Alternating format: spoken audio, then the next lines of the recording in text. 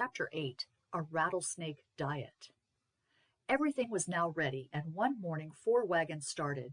The O Triangle was one of the most northern of the ranches, and the 4 outfits would therefore travel south, searching the whole width of the country as they went along. Those from the other ranches would come up from the south, or in from the east, all moving towards a general meeting place. The range of country which served as common pasturage to some 8 or 10 ranches was about 200 miles from north to south, and nearly as much from east to west.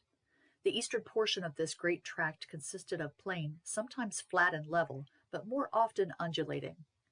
The western portion was broken up into valleys and gorges by the spurs of the great ranges included under the name of the Rocky Mountains. The cattle of each ranch were as far as possible kept in that portion of the territory nearest their own stations, but during the winter they scattered to great distances in search of better grazing ground or shelter. In the more northern ranges, when snowstorms with violent winds swept down from the northwest, the cattle would drift before it, always keeping their heads from the wind, and feeding as they traveled. Sometimes great herds would thus travel hundreds of miles until brought up by some obstacle. At this time, such things as fences were absolutely unknown on the plains, and when, years after, they came to a certain extent into use, they were in the regions exposed to snowstorms, causes of terrible disaster. For when a herd drifting before a snowstorm came to one of them, it would be checked, and many thousands of cattle would, when the snow cleared, be found frozen or starved to death in a mass. 2 of the outfits of the O Triangle Ranch were to proceed due west, and then to search the ranges among the hills, while the other 2 were to work the plains. Numbers 1 and 2 were chosen for the former work, and were to keep within 20 or 30 miles of each other so as to be able to draw together for support should the Indians prove troublesome. It was not until the afternoon that the cowboys mounted, and the men of each outfit, collecting their own horses into a bunch, started for the spot where their wagon was to halt for the night. It had brought up near a stream, and the cook had already lighted his fires and put on his cooking pots when they arrived. Each outfit consisted of 10 cowboys and a man who acted as a wagon driver and cook. The duties of the cook of an outfit were by no means a sinecure, as he had to prepare 2 meals a day, breakfast and supper, at all times, and dinner for the men whose work allowed them to ride into it. He had to bake bread, to wash up pots, pans, and dishes, and to cut wood for the fire. In the latter task he was always assisted by the first arrivals at the camping place. The bread was baked in iron pans. The dough was made of flour and water with a mixture of saleratus, which took the place of yeast, and caused the dough to rise. The pans were placed in the wood embers, a quantity of which were piled upon the flat iron lid, so that the bread was baked equally on all sides. Meat was cut into steaks and fried, those of the men who preferred it cutting off chunks of the meat and grilling or roasting them on sticks over the fire. Once or twice a week there was duff or plum pudding. The cook was up long before daybreak preparing breakfast, and the men started as soon as it was light. Directly the meal was over, plates, pots, and pans were washed and packed in the wagon, the horses or mules harnessed, and he started for a spot named as the evening camping ground, where he had his fires lighted and the meal well on its way by the time the cowboys arrived. A good deal more meat than was required was cooked at breakfast, and each man, before he started on his day's work, cut off a chunk of bread and meat for his midday meal. Hugh had ridden Prince, who had been having a very easy time of it for the last 3 weeks. The horse had, for the first few days, kept somewhat apart and had resented any advances on the part of the strangers. He had now, however, fallen into their ways, and as soon as the saddle was taken off, he, like those ridden by the other cowboys, went off at a trot to join the bunch of horses a short distance out on the plain. "Well, Hugh, how do you think you should like cattle work?" one of the men, known as Long Tom, asked him, as they sat round the fire after supper was over. "So far I like it immensely," Hugh replied. "But, of course, I have only seen the smooth side of it. I have not been on night cattle guard yet." "Yes, that is the worst part of the work," the man said, "especially when you are short-handed, for then there is only one relief. Of course, on a fine night, if the cattle are quiet, there's no hardship about it. But on a dark night, when you cannot see your horse's ears, and the wind is blowing, and the rain coming down, and the cattle are restless, it is no joke. I've been a sailor in my time, and I tell you that keeping a watch on a wild night at sea isn't a circumstance to it. You know that if the cattle break, you have got to ride and head them off somehow. And I tell you, when you cannot see your horse's ears and are going at a wild gallop, and know that if he puts his foot in a hole there is no saying how far you may be chucked, and you have got the herd thundering along beside you, you begin to feel that a cowboy's life is not all meat and molasses. There is one comfort: when you do have to ride like that, you have no time to funk. Your blood just boils up with excitement, and the one thing that you think of is to head the herd. Shall we place a horse guard tonight? Yes, there's always a horse guard when we are away from the station. The horses are more inclined to wander at first than they are afterwards, and ours are a pretty wild lot at present. But I don't think we shall have trouble with them, for we have brought that white jackass along, and the horses are sure to keep round him. There is nothing like a jack for keeping horses quiet. They seem to know that he has more sense than they have. As long as he takes things quietly, there's not much fear of their moving. Do you think a donkey has more sense than a horse? Hugh asked in surprise. Ever so much, the man replied, and so have mules, haven't they, mates? There was a general chorus of assent. I had no idea of that, Hugh said. I should have thought that horses would look down upon a donkey. That is where you are wrong, a cowboy called Bronco Harry said. Trust to a jack to find out the best forage in the nearest water. He would manage to pick up a living where a horse would starve. He doesn't get scared and lose his head about nothing as a horse does. If there's a noise, he just cocks one ear forward and makes up his mind what it is about, and then goes on eating, while a horse fidgets and sweats and is ready to bolt from his own shadow. Besides, the horses know that the jack is their master. Why, you don't mean to say that a donkey can kick harder than a horse? I don't say he can kick harder, though a mule can, and twice as quick. But a jack does not fight that way. He fights with his teeth. I've seen several fights between stallions and jacks, and the jack has always got the best of it. I remember down at the Red Springs, there was a big black stallion with a bunch of mares came down the valley where we camped, and he went at the horses and stampeded them all down the valley. Well, we had a jack with us. He did not seem to pay much attention to what was going on until the stallion came rushing at him, thinking no doubt that he was going to knock his brains straight out with a blow of his forefoot. But the jack went at him with an open mouth, dodged a blow of his hoofs, and made a spring and caught him by the neck. He held on like a bulldog. The stallion reared and plunged and lifted the jack off his feet time after time, but each time he came down with his legs stiff and well apart. The stallion struck at him with his forelegs and cut the skin off his shoulders. Once or twice they fell, but the jack never let go his hold, and he would have killed the stallion, sure, if it had not torn itself away, leaving a big bit of skin and flesh in the jack's mouth. The stallion went up the valley again like a flash, and the jack turned off and went on grazing as if nothing had happened.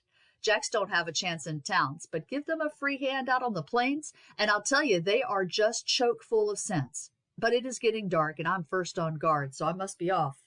The other 3 men who had been told off for guard had each brought in a horse and fastened the end of their ropes to the picket pins driven into the ground, so that they could graze a little and yet be near at hand when the time came to relieve the guard.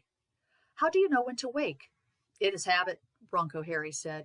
One gets to wake up just at the right time, and if you ain't there within a quarter of an hour of the time you ought to be, you are likely to hear of it. One of the guards will ride in and talk pretty straight to you, or like enough he will drop his rope around your foot or arm and give you a jerk that will send you 10 yards. When you've been woke up once or twice like that, there ain't much fear of your oversleeping yourself. Ah, there's Black Sam's accordion.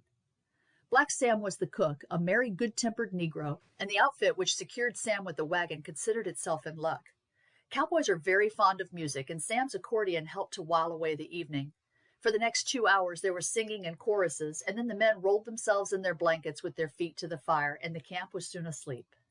The next morning at daybreak the cowboys started in pairs. 2 of them accompanied the wagon in charge of the spare horse. The rest went in various directions to hunt up cattle. Before nightfall they had collected 50 or 60 cattle, mostly in bunches of 3s and 4s. At least a third of the number were calves by their mother's side. Some of them were only captured after a long chase, as they ran with a swiftness far beyond anything of which Hugh could have supposed cattle to be capable. The cows and steers were for the most part branded, but a few were found without marks. These were, Hugh learned, called mavericks. They were animals that had escaped search at the previous roundup, and it was consequently impossible to tell to what herd they belonged. When the day's work was done, these were roped, thrown down, and branded with the O triangle, and became property of the ranch whose cowboys discovered them. There's many a man has become rich by branding mavericks, one of the cowboys said. It was a regular business at one time. Of course, no one could tell whose cattle they were, and when a man had put his brand on them, he became the owner. But it was carried on so that the ranch owners all came to an agreement, and any man caught branding cattle with his own brand, except at the regular roundup, got shot. Of course, the calves belonged to one or other of the ranches round, and as each ranch sends out a number of outfits to the roundups in proportion to the numbers of its cattle, the present rule is fair enough. When night fell, the cattle were bunched down by the stream by which the party had camped. 6 of them were told off on night guard, while 3 others, of whom Hugh was one, were to look after the horses. Hugh was to take the first watch, and as soon as he had eaten his supper he received his instructions from John Cawley, the overseer of the outfit. "You will have little enough to do," he said. "You have merely got to keep near them, and you needn't even keep on your horse unless you like. As long as they graze quietly, leave them alone. If you see 2 or 3 wandering away from the rest, ride quickly and head them in." Hugh mounted one of the quietest of his horses and rode out to the bunch a few hundred yards from camp. At his whistle, Prince at once trotted out from the rest and came up to him and took from his hand the piece of bread Hugh had put in his pocket for him. "Go back to the others, Prince," he said with a wave of his hand. "Your business is to eat at present." The horses were all quiet, and Hugh, when darkness had fairly fallen, was struck with the quiet of the plain. Above, the stars shone through the clear, dry air. Near him were the dark bunch of horses, and he was surprised at the loudness of the sound of their cropping the grass, broken only by that of an occasional stamp of a hoof. He could easily hear the accordion and the singing away back at the camp. When this ceased, there came occasionally the crack of a breaking twig as the herd of cattle forced their way through the bushes by the stream on his left, and the songs of the cowboys on watch as they rode in circles around them. The time did not seem long, and he was quite surprised when Bill Royce cantered up and told him his watch was over. The next day's work was similar to the first, except that, soon after starting, on ascending a slope they saw a small herd of deer some 80 yards away. Before Hugh had time to think, Bronco Harry, who was his companion, had drawn his revolver and, as the deer bounded off, fired. One of them leaped high in the air, ran 50 yards, and then dropped, while the others made off at the top of their speed. "That was a good shot," Hugh said. "I should hardly have thought of firing at an object so far distant." "Oh, these colts carry a long way," the cowboy said carelessly. "They will carry 400 yards, though you can't depend upon their shooting much over 100. I have seen a man killed, though, at over 300, but I look upon that as a chance shot. Up to 100, a man ain't much of a shot who cannot bring down a deer 4 times out of 5. I don't mean hitting. Of course you ought to hit him every time, but hit him so as to stop him. I don't mean to say as the shot would be sure if you were galloping over rough ground, but in a steady saddle you ought not to miss." On riding up to the deer, Bronco Harry dismounted, lifted it on the horse, and lashed it to the back of the saddle. "I'm not particularly partial to deer meat," he said, "but it makes a change to beef." "I own I prefer beef," Hugh said, "especially after living on venison, as I have been doing for the last 3 months." "I consider bear meat to be about as good as anything you get in these parts," the cowboy said. "I don't say it isn't tough, but it has got flavor. I don't want to put my teeth into anything better than a good bear ham. If we have any luck, we shall get some up among the hills. Most things are eatable. I lived on rattlers once for a month at a time. I tell you, a rattler ain't bad eating." "Are there many of them out on the plains?" "A good many," the cowboy said, "but you get them most among the foothills. They like to lie on the rocks in the sun, and I have seen them by dozens on a sunny ledge." "Do many people get killed by them?" "Bless you, no. The natives are afraid of them, because you see, they often go barefoot, but they cannot bite through our thick boots. The only danger is when you lie down or something of that sort. They are fond of warmth, and if you camp near where they are thick, they will crawl down to the fire and sometimes get into your blanket." "I suppose their bite is fatal if they do bite." "Not once in 50 times if you take them right. I've known Mexicans killed by them, but then a Mexican gives himself away directly and makes no fight for it. Now, if we're bitten, we just whip out a knife and cut the part out straight, clap a poultice of fresh dung on it, and tie a string round tight above it. Of course, if you've got spirits handy, you pour some in directly you cut it out, and drink as much as you can, but then, you see, we don't often have spirits out here. I was bit once, there," and he pointed to a scar on his right hand, between the little finger and the wrist. "A rattler bit me just on the fleshy part there. I blew his head off with my revolver, and then whipped out my knife and cut the bit out. There wasn't any dung handy, and I had no spirits, so I broke up a revolver cartridge and poured the powder in and clapped a match to it. It hurt a bit, of course, because it was bleeding and the powder didn't all flash off at once, but I was all right afterwards. My arm felt numbed for an hour or 2, and there was an end of it. Cattle and horses get bit sometimes on the head when they're grazing, and it swells up to pretty well twice its proper size, but they generally get over it in a day or 2. No, there's no great danger about rattlers. But if you were in the neighborhood where they are thick, it is just as well to look round before you sit down." "But how was it you came to live on rattlesnakes for a month?" "Well, I was up north a bit. I'd been looking after a bunch of cattle that had gone up a canyon when I saw a party of Indians coming my way. Luckily, I saw them before they saw me, and you guess I was off the horse pretty sharp. I turned his head up the canyon and sent him galloping on, and then I sheltered among the rocks. The Indians came up, no doubt, to look for cattle. I heard them pass by and then come galloping down again, and I knew they had happened upon my horse. They hunted about that place for 2 days, but the soft rocks had fallen, and they were piled thick along the foot of the cliffs on both sides, and you may guess I had worked myself down pretty deep in among them. I was in too much of a hurry to think of the rattlers as I got in, but I had noticed as I went up what a lot of them there were lying on the rocks, and I thought a good deal about them as I was lying there. Of course, I had my knife and pistol with me, but the pistol was no good, for a shot would have cost me my scalp, sure, and a knife ain't the sort of weapon you would choose to use in a tussle with a rattler. When night came, I could have shifted, but I guessed I had got as good a place as another, and I might have put my foot into a nest of rattlers in the dark, so I lay there all night and all next day. I slept a bit at night, but all day I kept awake and listened. I could hear the Injuns going about and shoving their lances all about down the holes among the rocks. Luckily, the place I had got into was just at the foot of the cliffs, and you could not see that there was a hole unless you climbed up there. Well, when night came again, I guessed they would give up searching and take to watching. I got out and went a good bit higher up the gorge. I was pretty nigh mad with thirst, and there weren't no water, as I knew of, within well nigh 100 miles. I felt sure the Injuns wouldn't come up the valley again, but would keep watch at the mouth, for the hills went up both sides, and there was no getting out anywhere except there. Soon as it got light, I cut a stoutish stick, tore off a strip of my sash, and tied my bowie to the end. Then I hid up again there, but so that I could see out a bit. About 10 o'clock, as there were no signs of the Injuns, and the sun were blazing down fit to frizzle up one's brain, I guessed rattlers would be out. I'd got so bad with thirst by the time that I believe even if I had seen the Injuns, I should have gone out. I had not long to search. I had not gone 5 yards when I saw a rattler lying on a rock. There are 2 sorts of rattlers. There's the plain rattler and the rock rattler. The rock ain't so big as the other, but he bites just as bad. He saw me coming, but he did not trouble to move. He just sounded his rattles and lifted up his head as much as to say, "You had best leave me alone." When I got near him, he lifted his head a bit higher, and swish went my stick, and his head flew off him. I picked up the body and went back among the bushes, skinned it, cut it up into chunks, and ate it just as it was. That was the first of them, and I had 3 or 4 more before the day was over.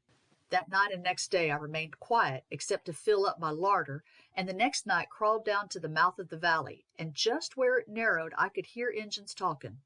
They hadn't lighted a fire. They knew better than that. It would have been just throwing away their lives.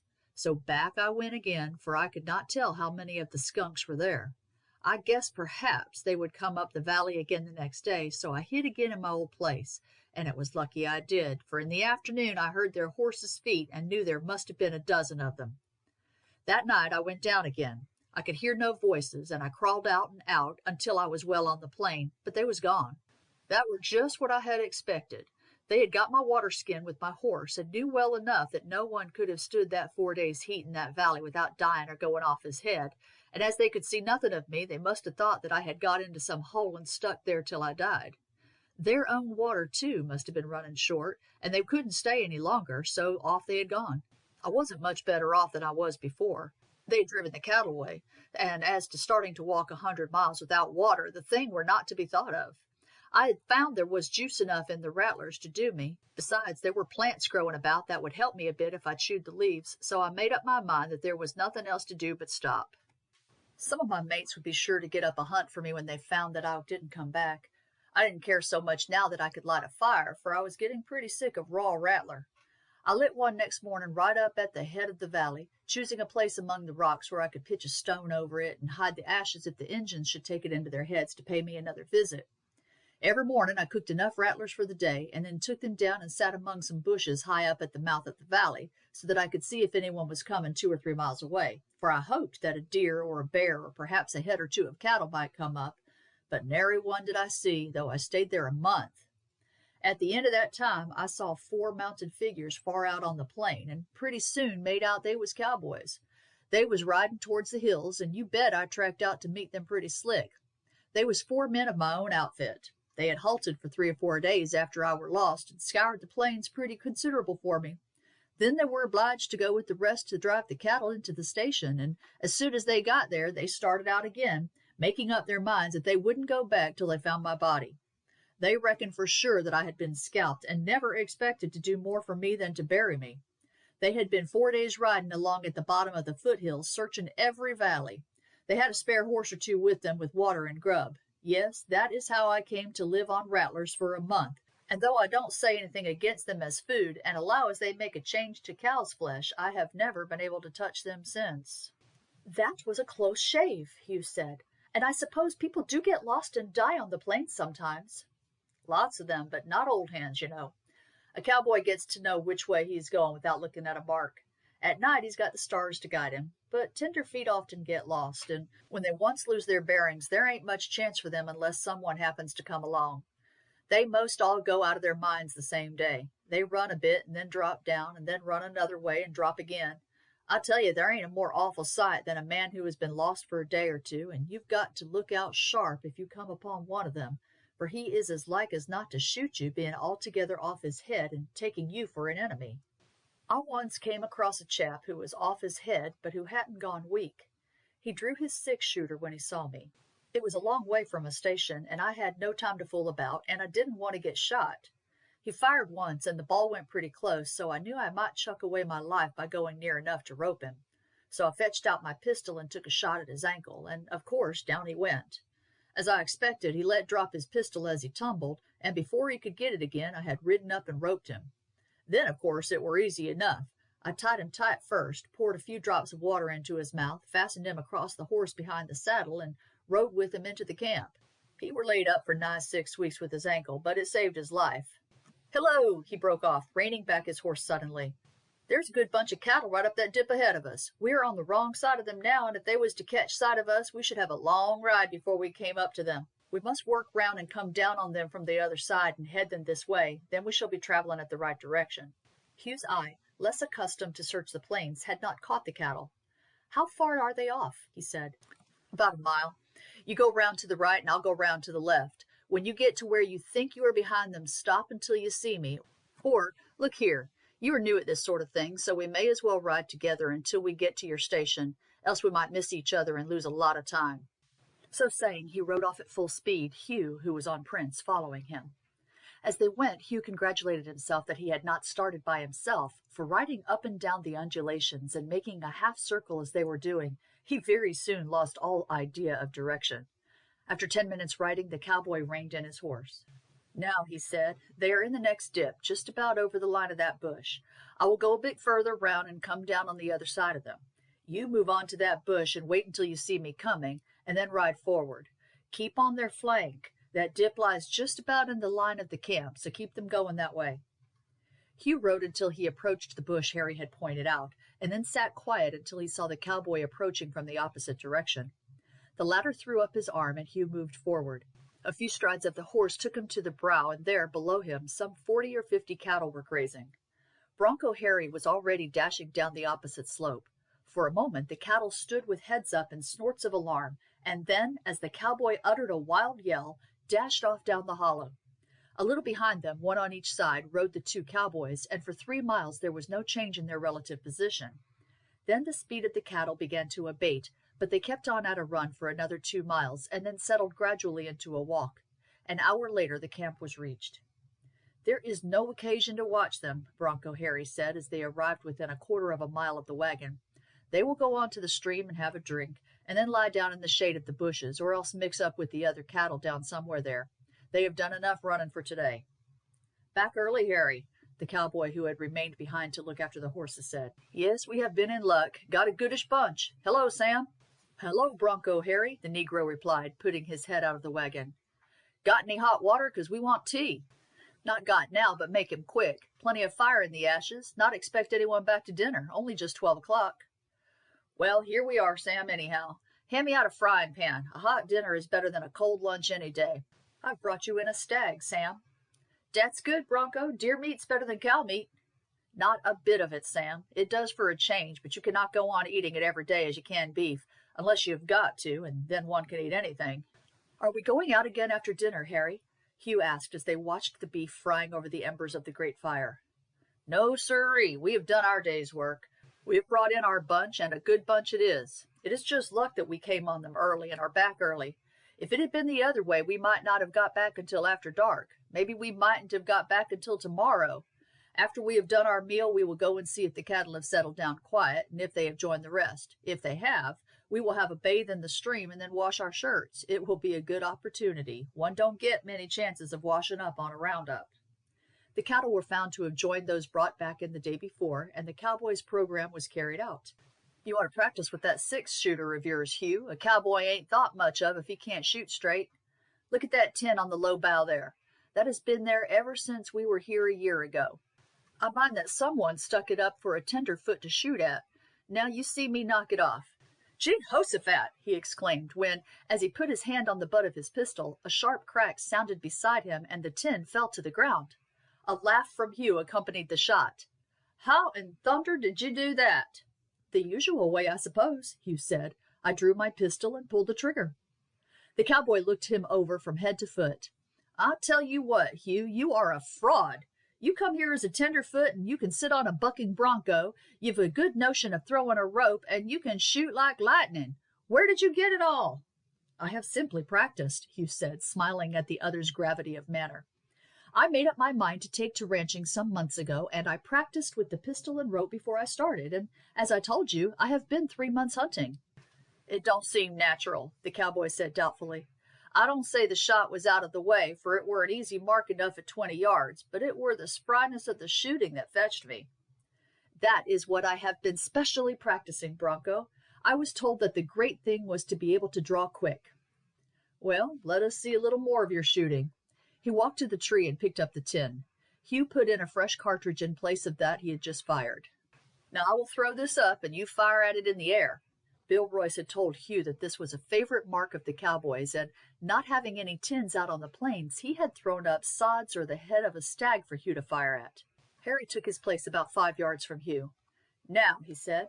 Hugh waited until the tin reached the highest point and then fired. It flew upward again. The other 5 shots were fired in quick succession, and then the tin fell to the ground. It was a feat frequently accomplished among the cowboys, and Bronco Harry was himself perfectly capable of accomplishing it, but he was not the less surprised at seeing it performed by a newcomer to the plains. Well, you can shoot. Now let us see your draw. Your pistol's empty, so there ain't no fear of an accident. Just put it in your belt again. Now, stand facing me. We will draw together. Keep your hand down by your side till I say, now. Then draw, cock, and pull your trigger. Stop. I will take my cartridges out. There ain't no use in taking risks, and in a hurry my trigger might go off too. Now I'm ready. Now. Bronco Harry rather prided himself on the quickness with which he could draw, but his pistol was not out of his belt when the hammer of Hugh's fell, the lad having fired from his hip. Well, I swear, he exclaimed. Why, how in thunder did you do it? I were looking at your hand, and a'most before I saw it move, there was the thing pointing at me. Well, I am reckoned pretty slick, and I ain't a spot upon you. Do it again, lad. Hugh repeated the action. Wow, that beats me. I can't see how you do it. Your hand goes to your hip, there's a twinkle, and there's the pistol cocked and the hammer falling at once. It's like conjuring. Just do it slow.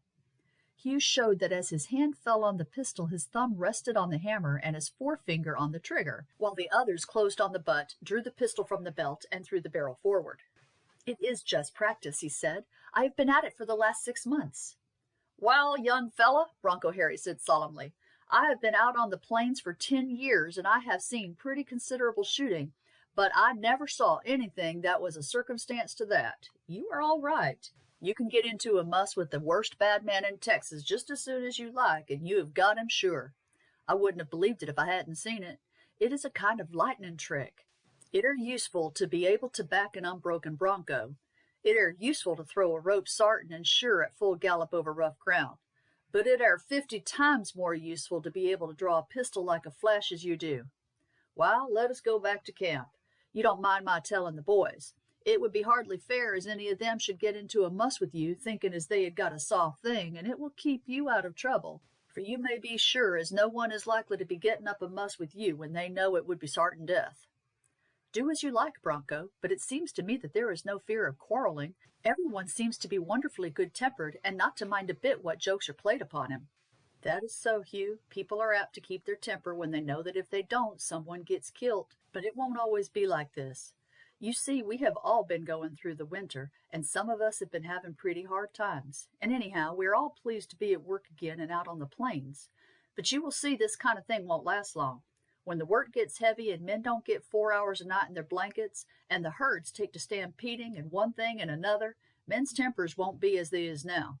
Some of them grow sulky and won't open their lips all day, and others get that crusty that they are ready to jump down the throat of the first man that speaks to them. Then trouble begins, you bet. Besides, when we get further south, we may come upon Mexican villages, and where there is Mexicans, there is spirits, and where there is spirits, there is trouble. I tell you, lad, you don't begin to know about a cowpuncher's life yet. That evening, after the rest of the outfit had returned and supper was over, Bronco Harry said, I have had about the biggest surprise today, boys, that I have ever had. I looked upon Hugh here as a tenderfoot, a good 'un, but still new to it, and I found out that when it comes to a six-shooter, there ain't a man in the camp nor in the ranch, and I doubt whether there is in all Texas as can shoot as he does.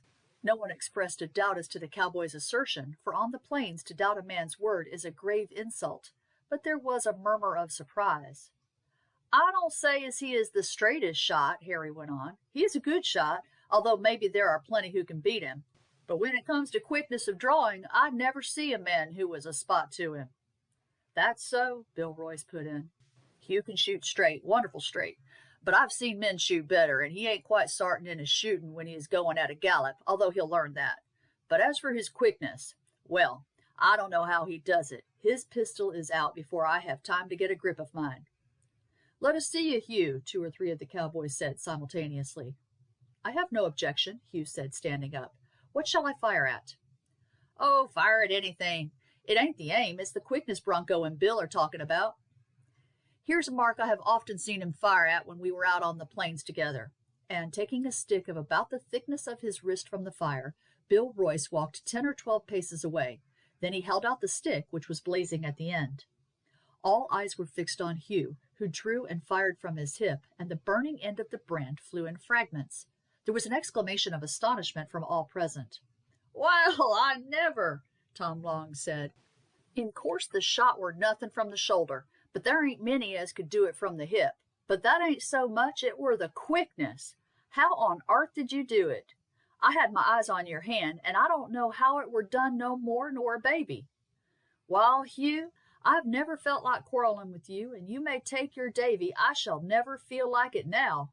Well, I am jiggered. The rest all assented with much variety of strange oaths, and then the cowboy's favorite topic having been broached, there was a good deal of talk about shooting, and several exhibitions of skill that surprised Hugh. Long Tom picked a tiny gourd about the diameter of a penny from a trailing vine common on the plains, and after giving a stir to the fire to make it blaze up, went 10 paces away and held it between his finger and thumb, and Bronco Harry shattered it with a bullet. Then Bronco went the same distance out, turned himself sideways, and Long Tom smashed the bowl of his pipe. Would you like to have a try, Hugh? He asked. No, thank you, Bronco. I dare say I might hit the pipe if it were fixed at that distance, but I would not try when it was within 3 inches of your nose for anything. It will come in time, Hugh. It is just nerve, but I wouldn't mind holding it out to you now. I should not be a bit afeard. Then they sat down to the fire again, and Hugh heard many anecdotes of marvelous shooting. Hitherto he had borne no nickname, being the only one in camp addressed by his simple name. But he found next morning that he had been rechristened, and henceforward he was always addressed as Lightning. Chapter 9. A Roundup. Day by day the herd swelled, and at the end of 2 months they began to move in the direction of the general rendezvous. Hugh had soon taken his share in the night guarding of the cattle, and found it fascinating work. He and Bronco Harry generally worked together. The first watch was preferred because this allowed a fair night's rest to be taken afterwards, but at the same time the work was far harder and more arduous than in the later watches. The cattle were still on their feet when the watch began, and on reaching them the 2 guards began to ride round and round them, going in opposite directions.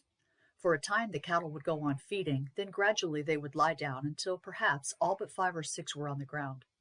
At this time, however, the slightest noise would bring them onto their feet again, and then groups would try to leave the mass to begin to feed again, and the cowboys had to drive them in.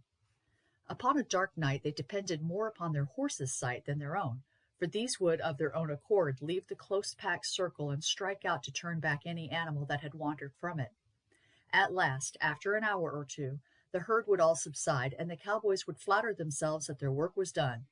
Then one of the cattle lying outside would leap to his feet with a snort, alarmed perhaps by the sudden scamper of an inquisitive jackrabbit which, having come up to examine what was going on, had fled at the approach of one of the cowboys. With a loud snort, the whole herd would then spring to their feet. Perhaps after a time the herd would lie down again, reassured by the song of the cowboys, who, from the time they came on duty, always continued to sing, unless they played a fife or some other musical instrument, which answered as well as the voice. At other times a sort of general agitation communicated itself to the herd. Those on the outside, finding themselves unable to leave the mass owing to the vigilance of their guard, would begin to move along its edge. The motion would spread, and in a short time the whole mass be circling, or, as the cowboys call it, weaving. As this action, unless checked, always terminated in a general stampede, the duty of the cowboys was at once to check it. This could only be done by wedging themselves into the mass, shouting and using their heavy whips to break it up and put a stop to the motion. This was dangerous work, not only from the pressure, but from the sea of horns and angry tossing heads. Sometimes it would be successful, sometimes it would fail. Above the lowing and bellowing there would be a thunder of hoofs on the side opposite to that on which they were engaged. This would then rise a shout of, "They are off!" and the cowboys would edge their horses out of the mass and, one on each flank, gallop at the top of their speed to head the animals back. As soon as they came near the head of the herd, they would yell and shout at the top of their voices, sometimes discharging their pistols in the air, pressing the animals on the flank gradually inward, and so checking the speed of the whole until they at last met in front of the herd. Sometimes they would succeed before 2 or 3 miles of ground were passed over. Sometimes the wild flight of the herd could not be checked before morning, when they would be 30 or 40 miles from their starting place. If unable to stop them, the great aim of the cowboys was to keep them in one body. In that case, no great trouble resulted from the stampede. The other men would be out in the morning, and the herd would be driven back to its starting place. But if the herd broke up, as was sometimes the case, and scattered over the country, it might take many days of hard work before they could again be got together. If the night set in wild, so as to render it probable that the cattle would stampede, a third man was placed on the guard. He would aim in keeping them in as long as possible, but if they broke the circle and went off, his duty was to gallop back to the camp. The cowboys there would leap to their feet in an instant, run to the horses picketed near, saddled and bridled ready for instant use, throw themselves on their backs, and gallop off at the top of their speed in the direction in which the herd had gone. Thunderstorms were of not infrequent occurrence, and when the clouds were seen banking up before sunset and the lightning began to play, the cattle guard knew that they were in for a troubled night. Long before the storm approached close enough to cause actual alarm among the cattle, they would evince signs of uneasiness, the electrical condition of the air seeming to affect them. They might lie down, but it was only to rise again, and the distant roll of the thunder seemed to be answered by their restless bellowing. On such a night it needed no message to the camp to bring help. As the storm approached, and it became evident by the brightness and rapidity of the flashes that it was going to be an unusually severe one by one the men would leave their fire or rise from their couches and go out to their horses, pull up and coil their ropes, leap into the saddle, wrap a blanket around them, and gallop off to the herd, beginning always to sing as they approached it, as otherwise their arrival might stampede the animals. When the storm came overhead, the terror of the cattle rose to the highest point, and the efforts of the whole of the cowboys of the outfit scarcely sufficed to restrain them. The almost incessant flashes of lightning showed a sea of heads and horns, wild eyes and distended nostrils. The thunder was continuous, and so terrible were some of these storms that Hugh felt grateful to the animals that the trouble they gave, and the incessant efforts and activity required to restrain them, diverted his attention from the terrible war of elements overhead. On such a night it was almost certain that sooner or later the herd would stampede, and once off, the efforts of their guard were directed to keep them together rather than to head them. So long as they remained in a bunch, it mattered little whether they were 1 mile or 30 from the camp. If headed and held up, they would probably start again, and it was less anxious work to gallop by the side of the frightened mass than to hold them in check when once their excitement reached its height. In some respects, the ride in such a storm as this was less dangerous than upon a dark, still night, for the lightning flashes showed not only the exact position of the herd, but greatly diminished the chances of serious falls by lighting up the whole configuration of the country and showing any obstacles in the way. Even a fall, heavy though it might be, would be a trifle in comparison to one occurring while endeavoring to head the herd, for in that case it would entail certain death, as life would be trampled out in an instant by the onward torrent of the cattle. Hugh had by this time come to understand that even 12 horses were by no means too much for the use of each man. Wiry and tough as were the ponies, the men who rode them seemed to be iron. Hugh was frequently in his saddle 18 hours a day, occasionally 20, and 4 or even 5 horses would be thoroughly done up before his work was over. Had they been fed with grain, a smaller number might have sufficed, for unless unusually pressed, they could have been ridden again on the following day. But fed entirely upon the dry grasses of the plains, they needed a day's rest before they were again fit for work. The herd increased by another 1,000 before it reached the general rendezvous of the roundup. For each day 6 of the men scoured the country lying within 10 or 15 miles of the line of march, and drove in all the cattle met with on their way. At last they reached the stream near whose banks the vast herds driven in from all quarters were gathered. They had been on an occasional day's halt on the way to give a needed rest to cattle, horses, and men. But now that the outfit had arrived at the spot indicated before they had left the headquarters station, there was a rest for 4 days before operations commenced. The time was employed by the men in washing, overhauling, and mending their clothes, repairing their saddles, and in sleep. They knew nothing of the position of the other outfits of their own and of the other ranches, but were sure they all lay within a radius of some 20 or 30 miles. That is to say, all that had as yet arrived. Some had probably come up days before, perhaps weeks. Others would not be there for some time. All depended upon the nature of the country to be worked and the distance traversed. There were several other outfits scattered along the banks of the stream above and below them at distances of about a half a mile apart, and the overseers of the different ranches were busy making arrangements for the general campaign. 4 days after their arrival, a cowboy rode in with a letter to the overseer of the outfit. A few minutes later, Bronco Harry and 4 other hands, among whom were Hugh and Bill Royce, were ordered to saddle up and to go down to the central station. The term order is scarcely a correct one, for cowboys are not meant to be ordered. A cowboy is asked to do a thing, and asked in civil terms. The request has all the force of an order, but it is not so conveyed. It is put in the form, "I want you to do so-and-so," or "Will you saddle up and do so-and-so?" It is just as easy to put it in that form as in any other, and though the cowboy knows that if he does not comply with the request, he has got to ride back to the headquarters station and get his money, he does not feel his dignity injured as it would be by a direct order.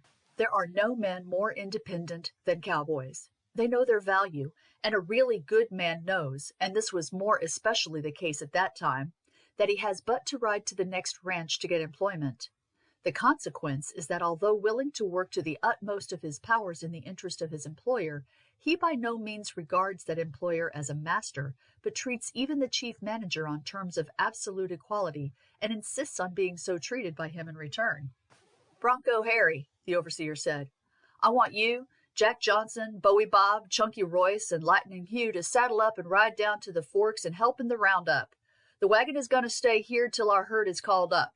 There are men from the other outfits there, the boss is there, and he will settle about things. 2 of the wagons are there, so you will be all right as to grub.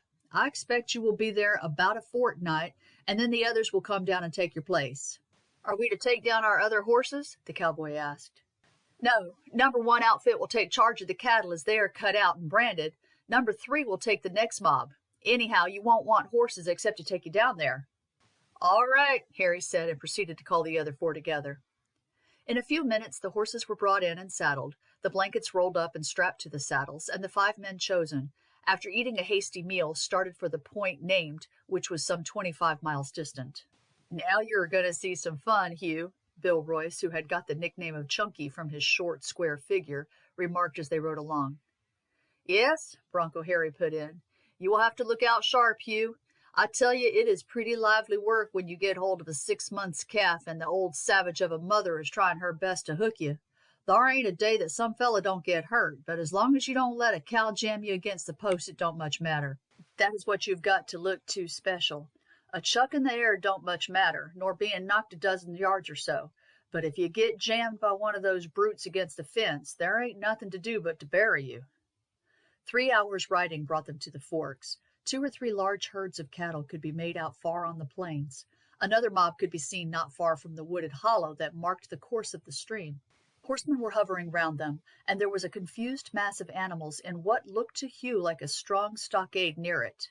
A short distance away 12 wagons were drawn up in regular order some 50 yards apart. Columns of light smoke rising near them showed that cooking was going on at each wagon. Quickening the speed of their horses, the cowboys rode on until they drew up at the wagon of the O Triangle Ranch. "Howdy, Pete," Bronco Harry said as he leapt from his horse to a Negro who, with a Mexican assistant, was engaged in cooking. "Howdy, Bronco Harry. Where are the boys and what's new?" "Dey's out dar," the Negro said, waving his hand in the direction of the corral. "Some of dem is working in de herd, some of dem is inside. Irish is in de wagon, him leg broken.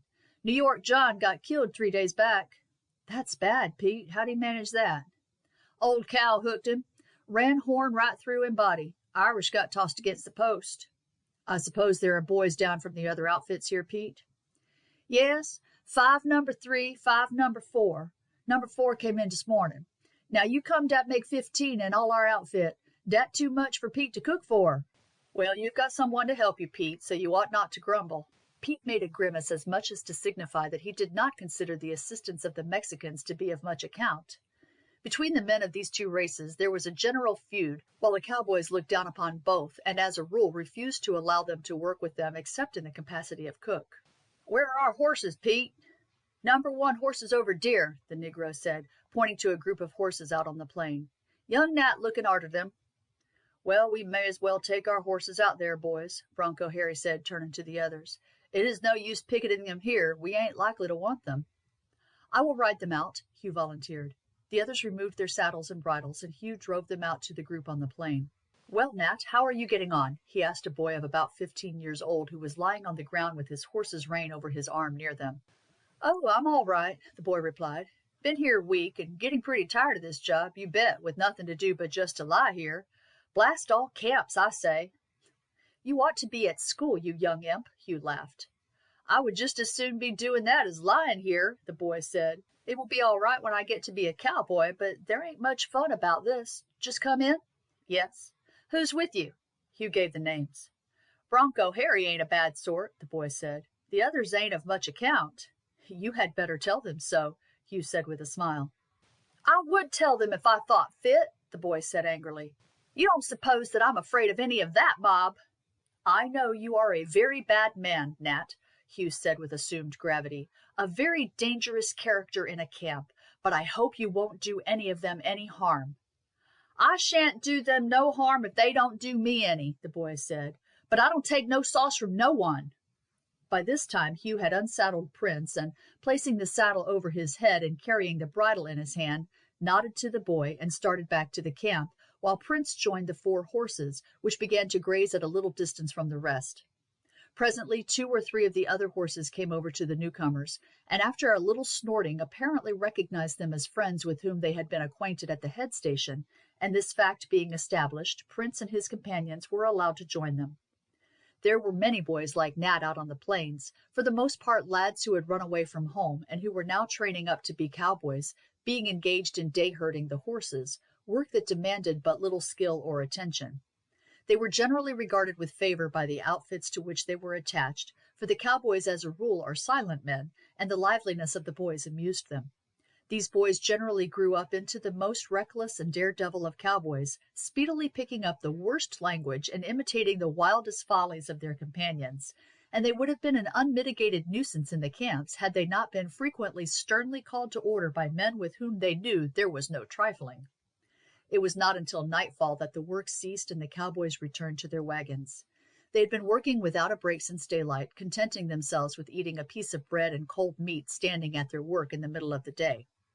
"Well, boys, come in for a spell?" one of them asked as they came up to the fire where the new arrivals were seated. "We have had a week of it, and it has been a pretty tough job. The cattle are wonderful wild. I suppose the thunder has scared them, and we are pretty sure the Injuns have been chasing them lately by the foothills. Did you see anything of the Reds?" "No, there were no signs of them in the part we searched." "There were signs further south," the other went on. "We came on 2 places where they had slaughtered a lot of cattle, and we hear they have been making raids down into Mexico, and the troops have been out after them down by the frontier line.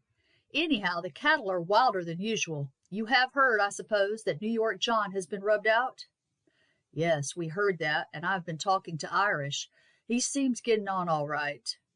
Irish is a blamed fool. I told him over and over again he would get into trouble if he didn't mind, but nothing could persuade him that there was any difference between the ways of a Kerry cow and a Texas steer, and of course he came to grief.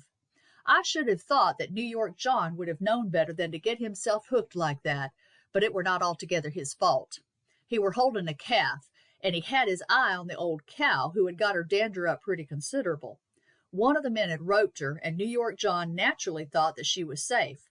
So he downed the calf, and the brand was clapped to it, and the young'un bawls out, and of course the cow made a fresh rush to get at it, and the rope breaks, and she was on New York John afore he could look round. But how came the rope to break? A man must be a fool and worse to come down to a roundup with a rotten old rope.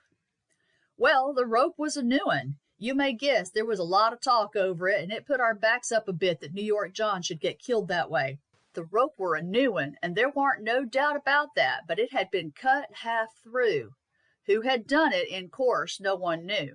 The men were mad over it, and if they could have found out who had done it, he would have swung from the limb of a tree in a squirrel's jump. There were 2 or 3 men who had musses with the old chap as the rope belonged to, but no one could say as any of them had cut his rope. Of course, it may have been an accident, but no one thought that very likely. However, there it were. Somebody cut the fellow's rope to spite him, and it cost New York John his life, which was pretty rough on him. What is the work for tomorrow? Well, your lot and the men of the other 2 outfits are to be in the yard. We have got a spell off, except, of course, that we have got to look after our own bunch of cattle. How many are there of them? About 6,000, I should say. I expect some of us will start driving them up north day after tomorrow. The next morning, Hugh went down to the cattle yard as soon as they had finished breakfast. Day had just broken, and while they were waiting for the herd to be brought up, he looked around at the yard. The paling was composed of very strong posts 6 feet high, placed at intervals of 2 or 3 inches apart. It had been built 3 or 4 years before, as this place was the most convenient and central upon the plains. A few wagon loads of timber had been taken out there a fortnight before the arrival of the teams, with a gang of men who took off any posts that showed signs of rottenness and replaced them by others, the various ranches in the roundup performing this duty by turns. The fence enclosed a space of upwards of an acre. Beside the contingent from the O Triangle Ranch, some 40 or 50 cowboys from the other ranches were gathered within it. Several fires were lighted for heating the brands, and the overseer who was in charge of the work for the day divided the men into parties, each group consisting of representatives of 4 or 5 different ranches. In a short time, a great herd was seen approaching, driven in by a number of mounted cowboys. The crossbars were removed from the opening that served as a gate at the upper end of the yard, and the reluctant animals, unable to withstand the pressure of those behind, poured in. Several hundreds entered. The bars were dropped again, and the animals enclosed stood in a dense group, stamping the ground and threatening an attack as the cowboys approached them. These all carried their ropes, some holding them in their hands ready for throwing, while others had them coiled over their left shoulder, while in their right hands they held their heavy whips. Those who were to fetch out the calves first approached. 6 ropes were thrown, and the calves were dragged out, struggling and calling, or as the cowboys called it, bawling, to their mothers for assistance. The call was not in vain. The cows rushed out furiously to the assistance of their calves. As each did so, the cowboy whose comrade was dragging the calf towards one of the fires shouted out the brand on the cow, and then, cracking their whips, and if necessary using them, they drove the animal back into the mass and kept her there, while the calf was thrown down and branded with the same mark as its mother. Hugh was among those told off to fetch out the calves. He had had some practice, as many of the mavericks found had calves by their side, and these as well as the cows had been branded with the O triangle. Another cowboy assisted him to haul the calf by main force towards the fire, and held the rope while Hugh ran up to it. Placing himself beside it, he leaned over it, grasped it by the flank with both hands, and then lifted it and flung it down on its side. His comrade then ran up and pinned its head to the ground, while Hugh knelt on its haunches, and the brander came up with a hot iron and marked it. The iron was held on long enough only to burn off the hair and slightly singe the hide, and the mark so made was almost indelible. In addition to this, the calves' ears were cut, each ranch having its particular mark, such as 2 long slits and a short one, a square piece cut out and a notch on either side of it, a semicircular piece and 2 notches, a semicircle and a square, etc.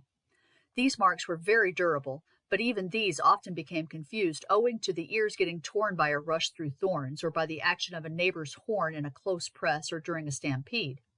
It required but small exercise of strength to throw a calf of 3 months old, but many of them were 8 or 9 months and nearly fully grown, and it needed a great exertion of strength and a good deal of knack to throw down an animal of this size.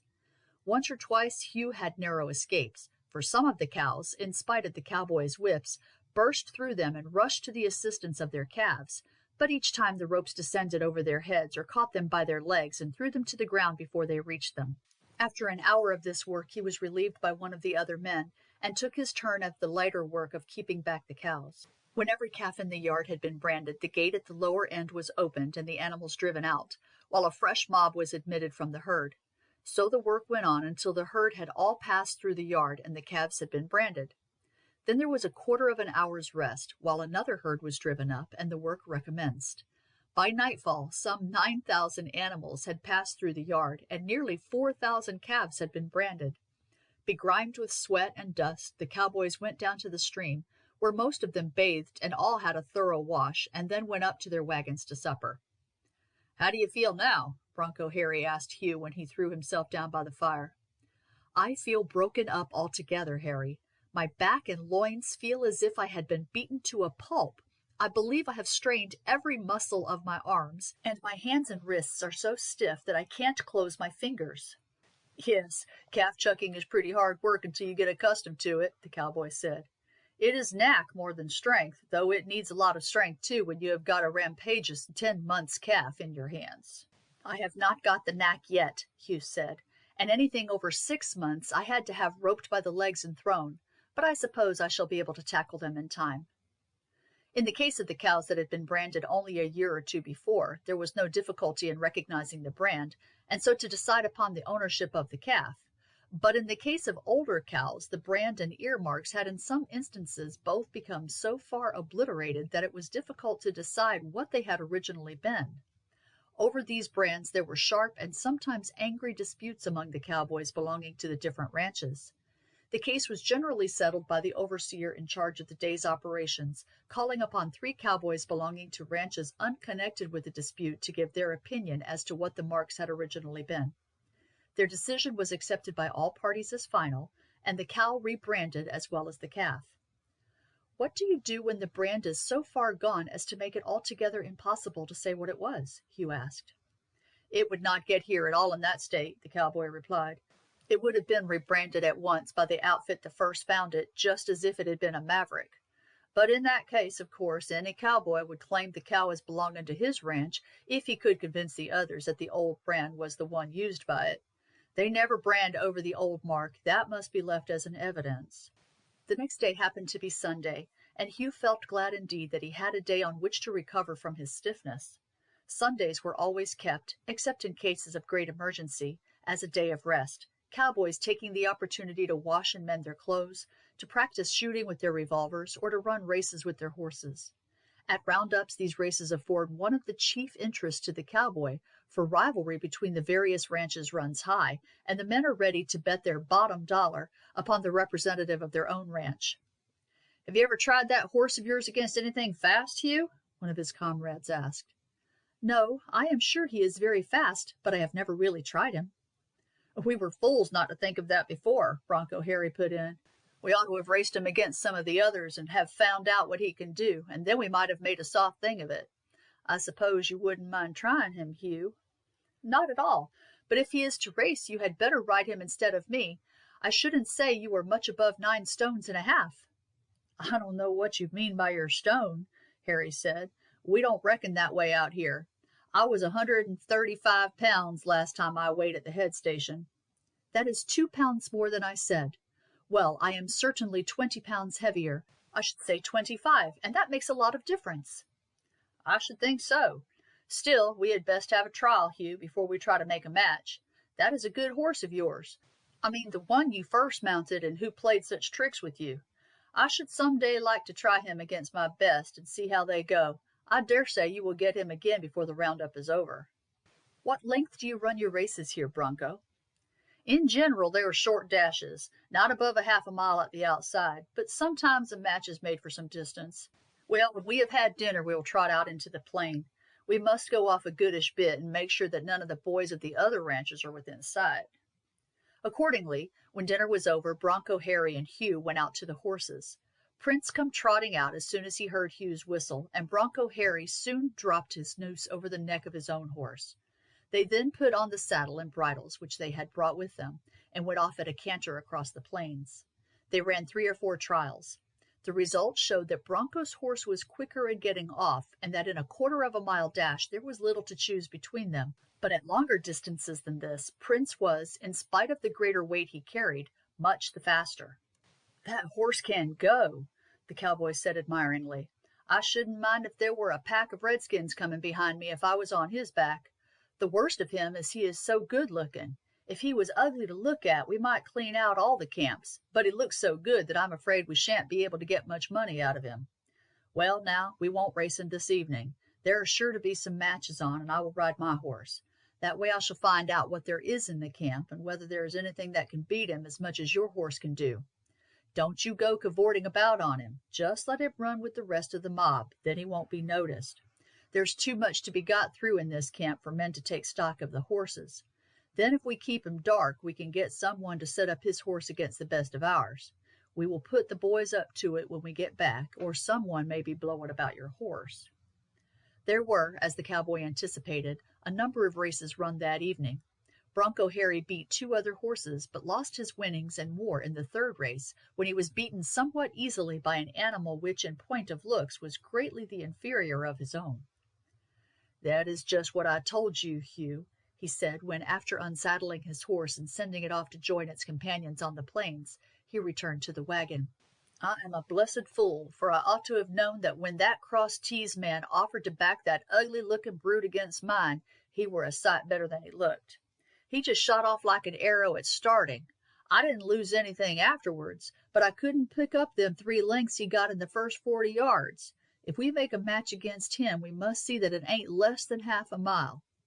The next morning the work in the stockyards was resumed and continued throughout the week. Chapter 10. A Race. "I don't think, Bronco," Hugh said one evening, "that I should do anything more about that race if I were you, or if you do, don't lay out any money on it. There is just as much interest in a race if it is for $1 or 2, as if all the boys in the outfit piled their money upon it.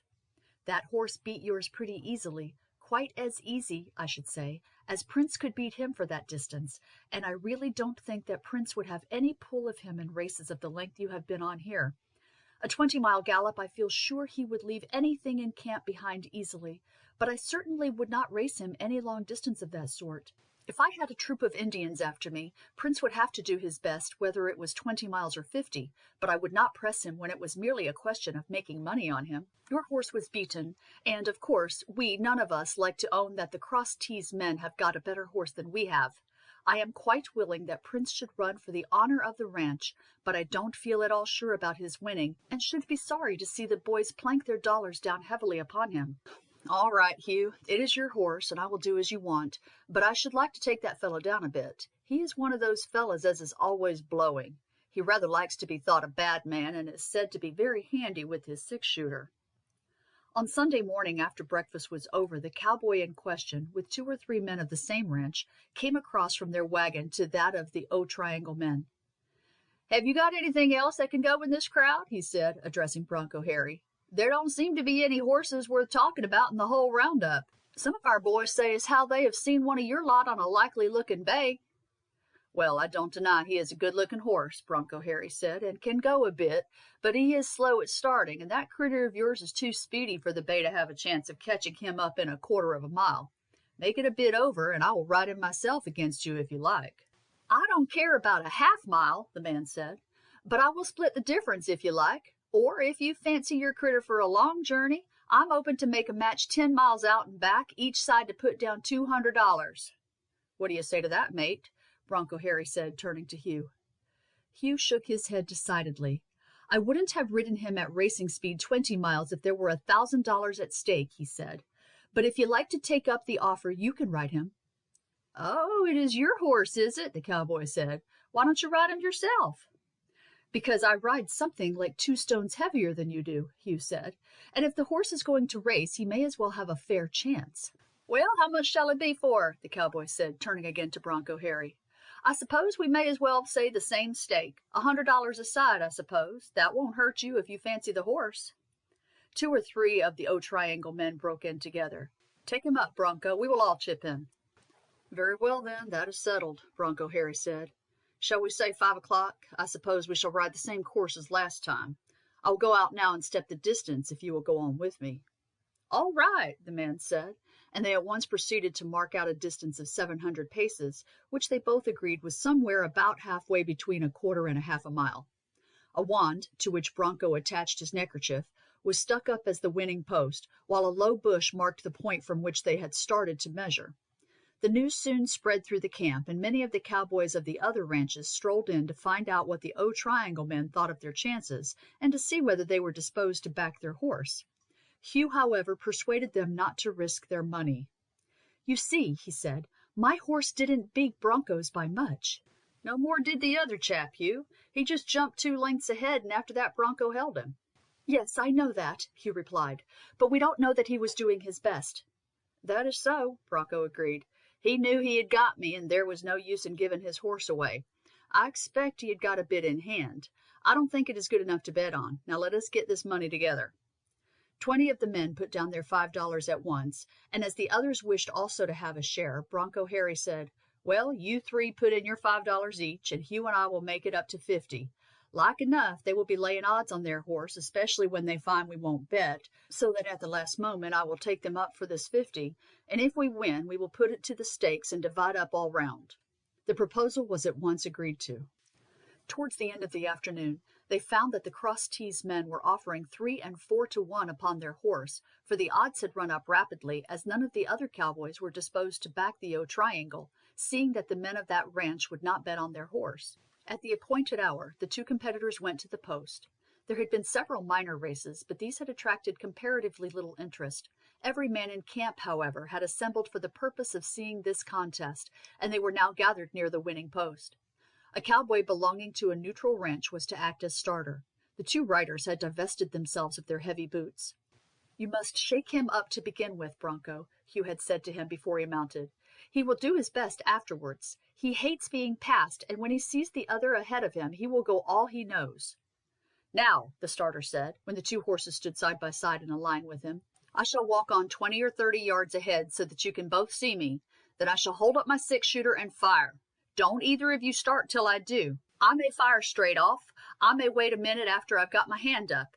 You have got to keep your eyes on me, and when you see the flash, then you let them go."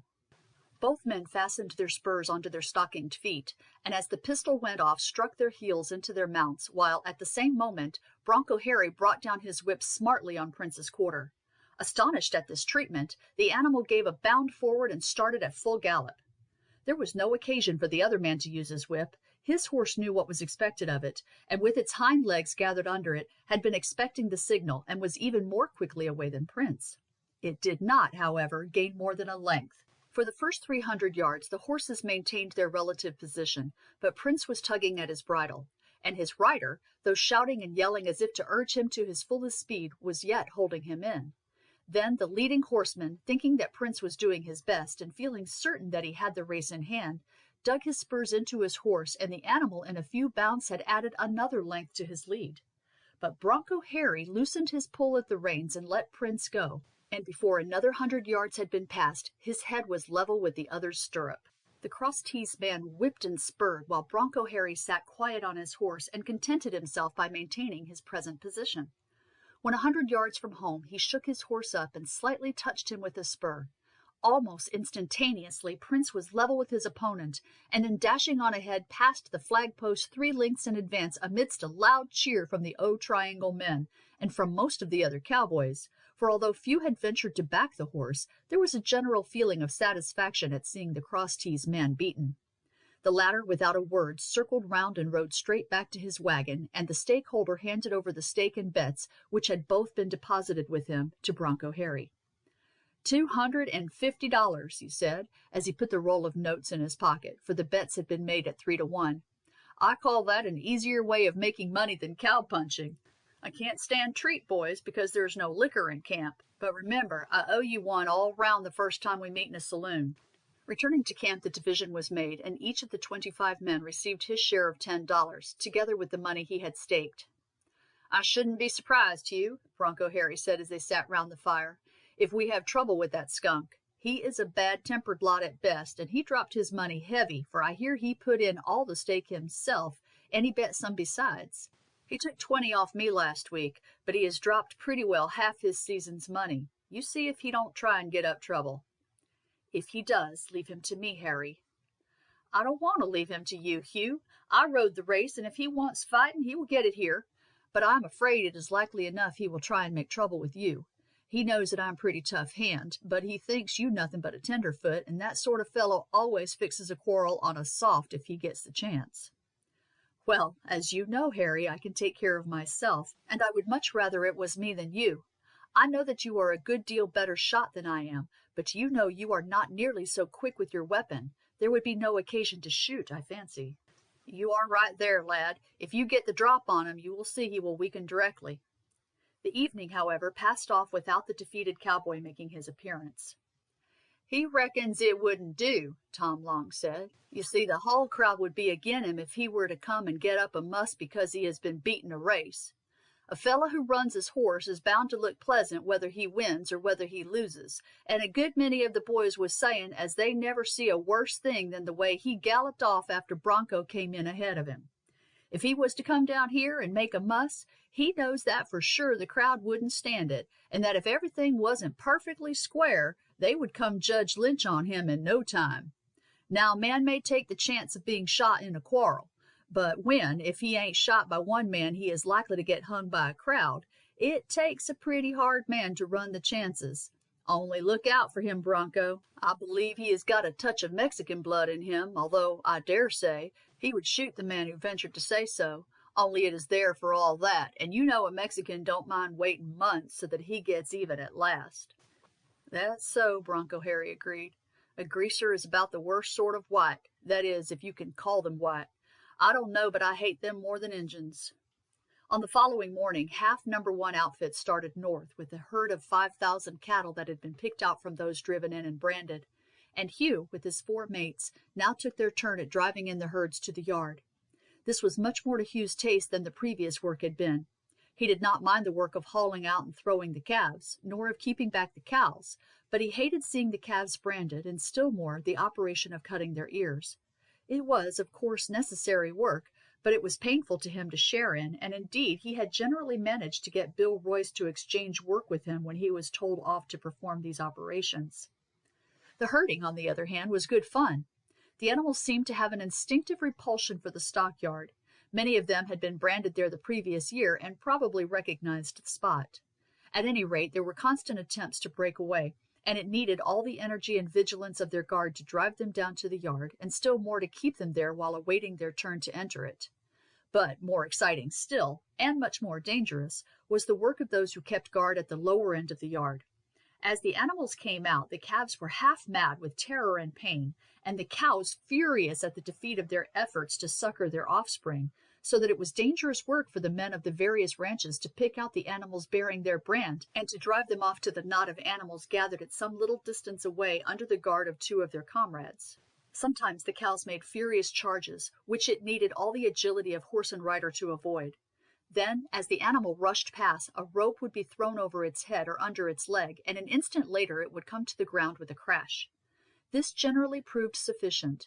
The cow, when the rope was slackened, rose to its feet in a half-dazed way and walked heavily off, with the evident impression upon its mind that an earthquake had taken place. Hugh was glad when he heard in the middle of the day that the rest of the outfit had arrived with the wagon and all the horses, for he felt that Prince had had enough of it, and he at once galloped off, roped one of his own horses, shifted the saddle onto him, and went back to work. 1 or 2 of the bulls gave a great deal of trouble, charging hither and thither furiously as they came out from the yard. In these cases 3 or 4 of the cowboys united, and while one attracted his attention, the others threw their ropes. Some of the bulls had to be thrown half a dozen times before they were subdued. A few days later, the cross-teased man, who went by the name of Flash Bill, walked up to the fire round which the cowboys of No. 2 outfit were sitting. I have just come across to say I am sorry I rode off that day you beat me, Bronco.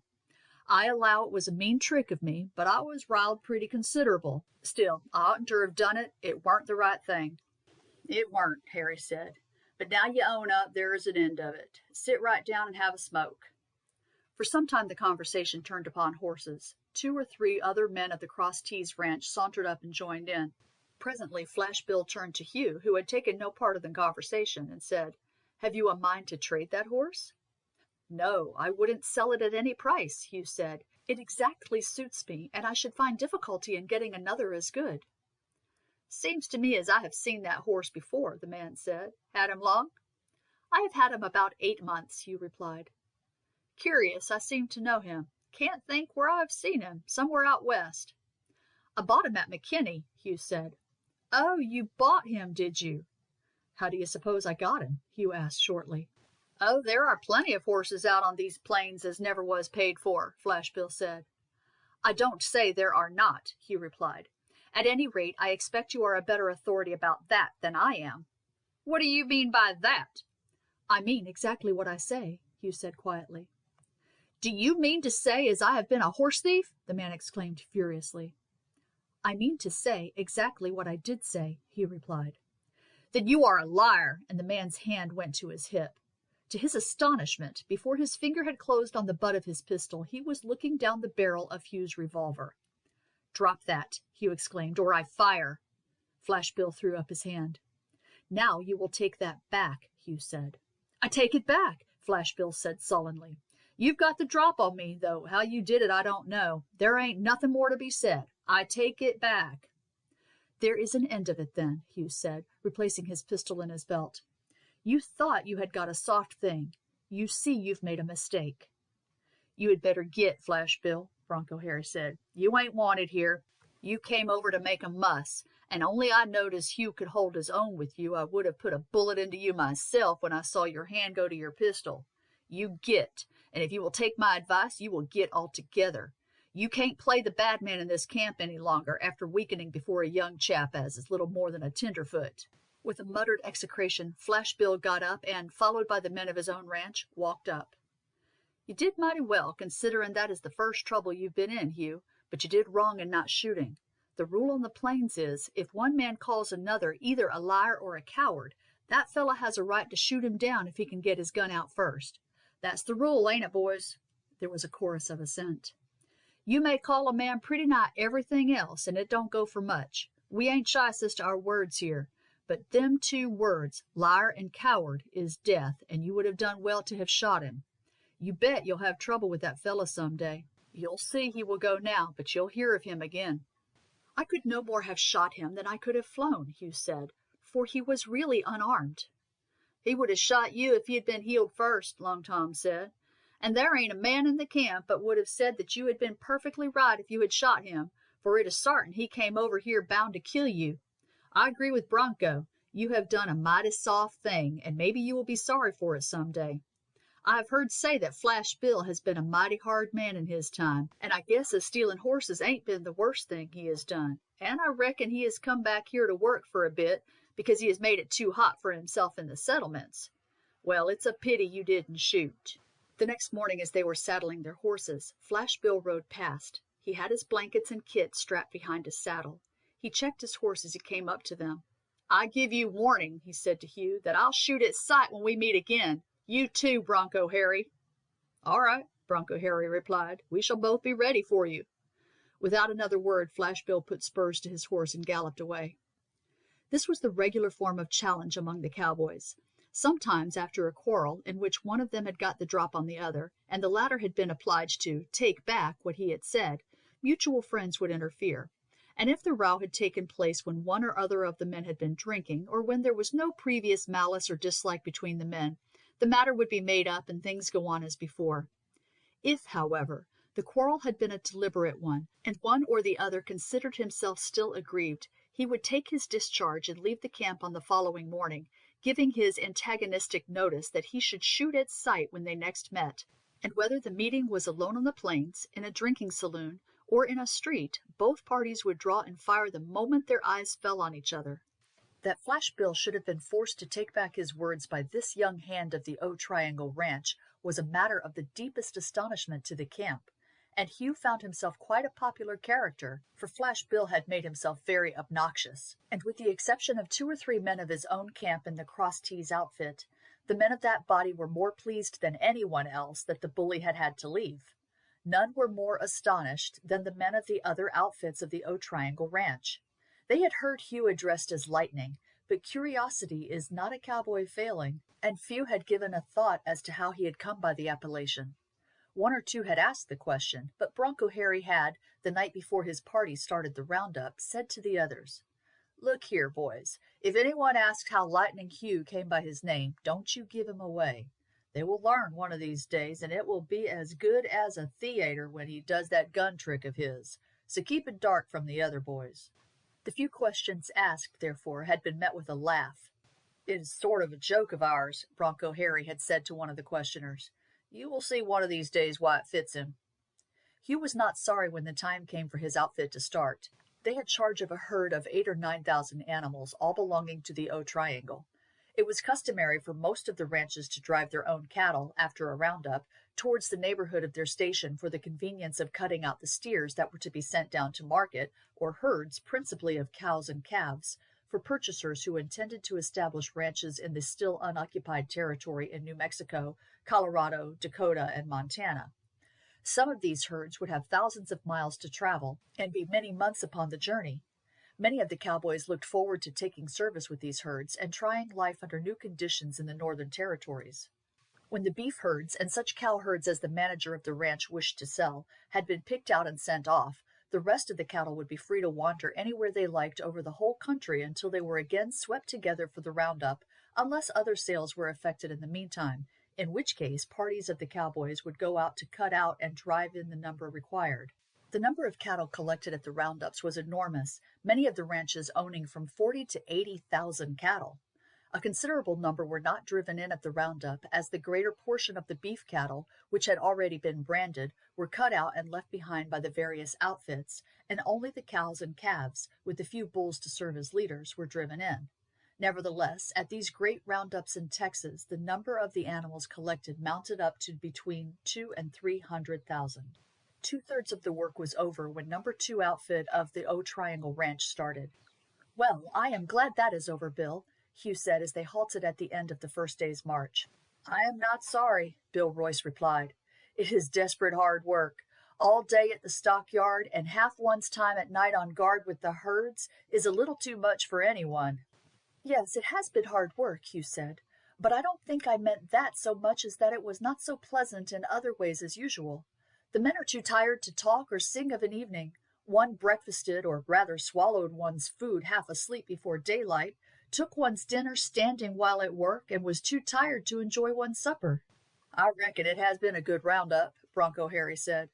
"There have been only 4 men killed by the cattle, and there haven't been more than 5 or 6 shooting scrapes. Let me think. Yes, only 5 men have been shot." "That is 5 too many, Bronco," Hugh said. "Well, that is so in one way, Hugh, but you see we should never get on out here without shooting." "Why shouldn't we?" "Because we are an all-fired rough lot out here. There ain't no law and no sheriffs and no police and no troops. How in thunder would you keep order if it weren't for the 6-shooter? There would be no peace, and the men would always be quarreling and wrangling. How would you work it anyway? It is just because a quarrel means a shooting scrape that men don't quarrel, and that everyone keeps a civil tongue in his head. There ain't nowhere in the world where there is so little quarreling as out here on the plains. You see, if we didn't all carry 6-shooters and were ready to use them, the bad-tempered men and the hard men would have it their own way. Big fellows like you would be able to bully little fellows like me. We should get all the bad men from the towns whenever they found the settlements too hot for them. We should have murderers and gamblers and horse thieves coming and mixing themselves up with us. I tell you, Hugh, that without the revolver, there would be no living out here. No, sirree, the 6-shooter puts us all on level, and each man has got to respect another. I don't say as there ain't a lot wiped out every year, because there is, but I say that it is better so than it would be without it. When these plains get settled up, and the Grangers have their farms on them, and the great cattle ranches go, and you got sheriffs and judges and all that, the 6-shooter will go too, but you can't do without it till then.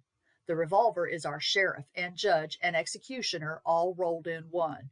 No one who is quiet and peaceable has got much occasion to use it. I nearly had to use it the other day, Bronco, and I reckon I am quiet and peaceable. Well, I don't altogether know about that, Hugh.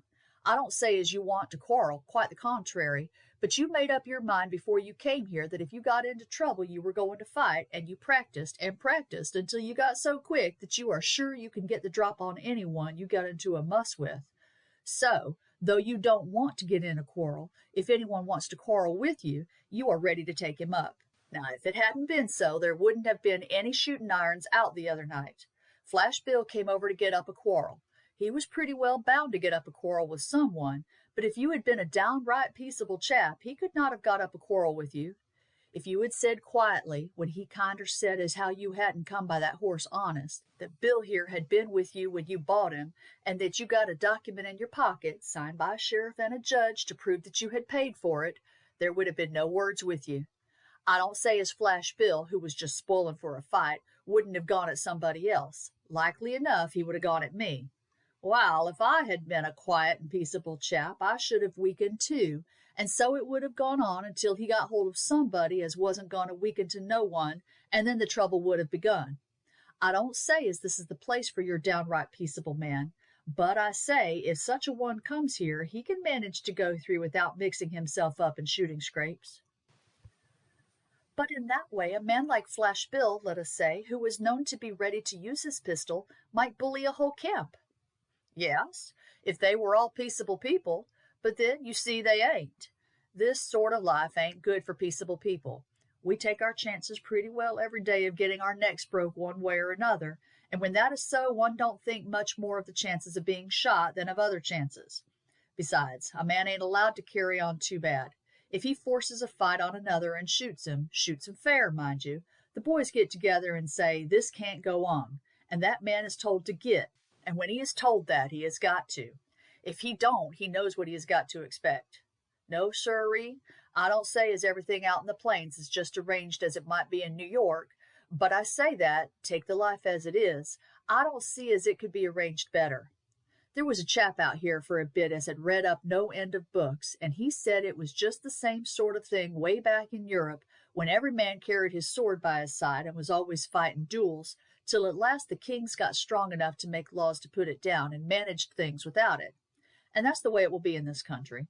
Once the law is strong enough to punish bad men, and to make it so there ain't no occasion for a fellow to carry about a six-shooter to protect his life, then the six-shooter will go.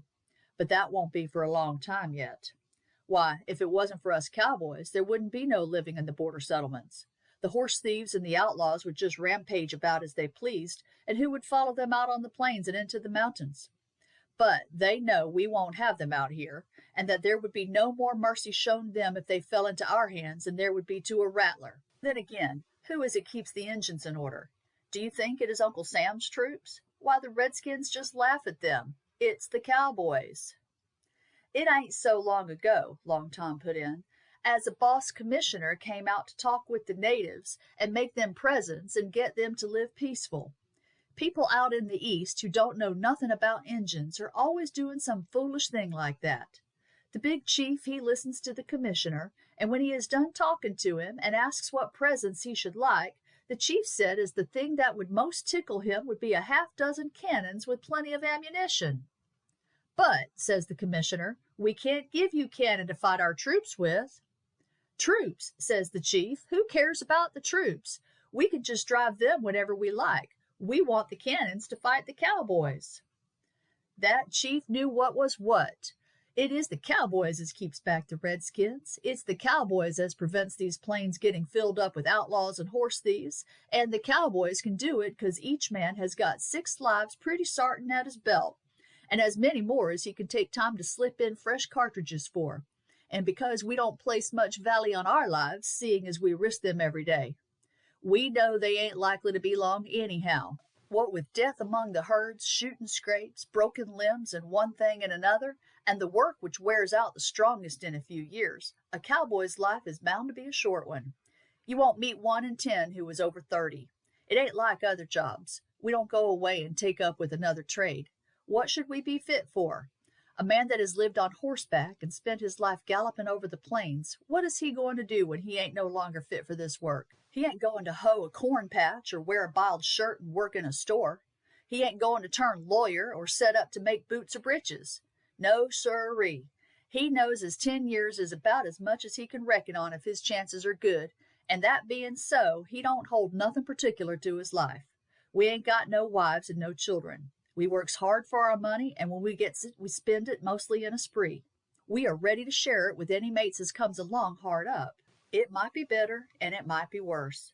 Anyway, I don't see no chance of changing it as long as there is room out west for cattle ranches. Another 100 years and the Grangers will have got the land and the cowboys will be gone, but it will last our time anyhow. He was much struck with this estimate of a cowboy's life by one of themselves, but on thinking it over he saw that it was a true one. These men were the adventurous spirits of the United States. Had they been born in England, they would have probably either enlisted or run away as boys and gone to sea. They were men to whom a life of action was a necessity. Their life resembled rather that of the Arab or the Red Indian than that of civilized men. Their senses had become preternaturally acute. Their eyesight was wonderful. They could hear the slightest sound and pronounce unhesitatingly how it was caused. There was not an ounce of unnecessary flesh upon them. Their muscles seemed to have hardened into whipcord. They were capable of standing the most prolonged fatigue and hardship, and just as a wild stag will run for a considerable distance after receiving a wound that would be instantly fatal to a domestic animal, these men could, as he had seen for himself, and still more, as he had heard many anecdotes to prove, sustain wounds and injuries of the most terrible kind, and yet survive, seeming, in most cases, almost insensible to pain. They were, in fact, a race apart, and had very many good qualities and comparatively few bad ones. They were, indeed, as Long Tom had said, reckless of their lives, and they spent their earnings in foolish dissipation, but they knew of no better way. The little border towns or Mexican villages they frequented offered no other amusements, and except for clothes and ammunition for their pistols, they had literally no other need for their money. Nothing could exceed the kindness with which they nursed each other in illness or their generosity to men in distress. They were devoted to the interests of their employers, undergoing, as a matter of course, the most prolonged and most prodigious exertions. They were frank, good-tempered, and kindly in their intercourse with each other, as addicted to practical jokes as so many schoolboys, and joining as heartily in the laugh when they happened to be the victims as when they were the perpetrators of the jokes. Their code of honor was perhaps a primitive one, but they lived up to it strictly, and in spite of its hardship and its dangers, there was an irresistible fascination in the wild life that they led.